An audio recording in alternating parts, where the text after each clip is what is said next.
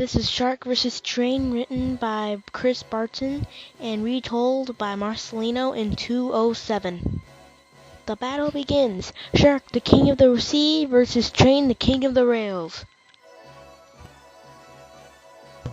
Shark wins in the ocean while Train sinks to the bottom. Train wins the rails while Shark is left in the dust. When they're bowling, Shark makes a strike every time he bowls. Train scores a hoop with ease, but who wins if they're playing hide and seek,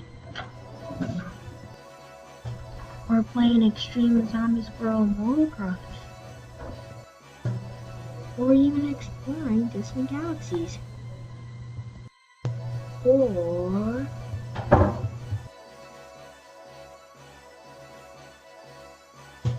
who wins?